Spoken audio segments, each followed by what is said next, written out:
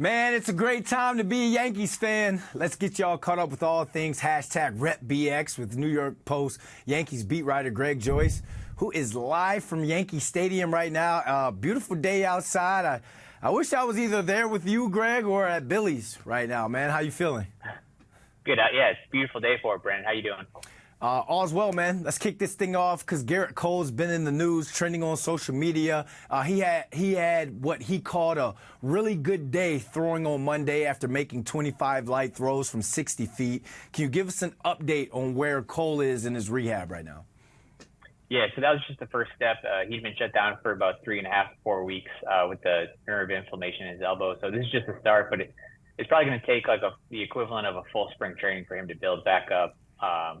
His arm to be ready. So that's about 6 weeks usually, and he's not even eligible to come off he's on the 50-day AL. The earliest he could come off is May 27th. But, Monday was an important day, just kind of getting that process underway. So, build up slowly from here, but it's good to get the first step under his belt, and it seems like everything went well. And they'll, continue to make sure he bounces back from each of these sessions as he increases his workload. But you got to start somewhere, and it seems like he's off to a good start. What would be next for him? So it sounds like he's going to play catch a few days this week, and then they'll from Monday it was only 60 feet out, so they'll every couple of days kind of extend that to up to 120 feet, and then eventually he'll get on a mound, throw a bullpens every couple of days, and then face hitters, and then he's going to get into a rehab assignment where he makes at least a couple starts in the minor leagues, because he really only had one start in spring training, so he needs to pretty much the equivalent of spring training. So it's going to be, at least 6 weeks from now, at the very least. But Thanks for that. Thanks for that update. That last follow-up, that was more for me than anybody else, because I love this whole baseball thing. Let's stay on the pitching, because my man Nestor Cortes pitched 8 shutout innings in Monday night's win against the Marlins. Has this rotation as a whole shown you that they can hold down the fort until Gerrit Cole returns? Yeah, I think they got to keep doing it. Last night was a really good step in that direction.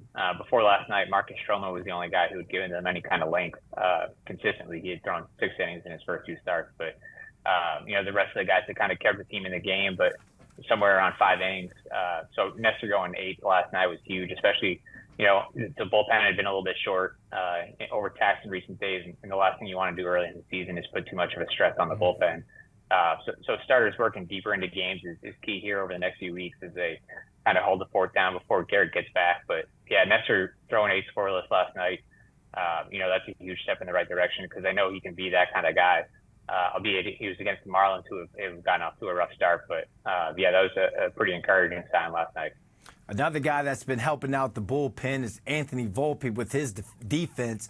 He's just been coming up big for this team, and it seems like a norm early in this season. He started off year 2 of his career with a bang, Greg. So are you surprised that the youngster's playing so well so early?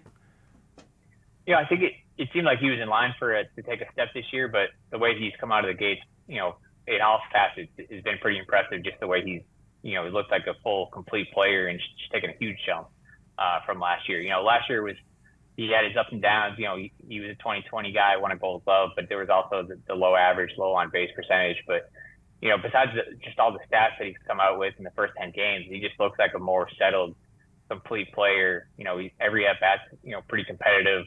He's not giving anything away, and in the field he's been just as good, if not better. So they really need him. If he can sustain this, not hitting 400 all season, but just bring this kind of complete package, contributing all facets, that just is a huge boost to the lineup for defensively, for the team in general. Alex Verdugo has kind of gotten off to a slowish start. I know he had a big night on Monday night. Should fans be worried about the start, or do you think that Verdugo is hitting his stride right when it's time? Yeah, he had a good night last night, 3 hits.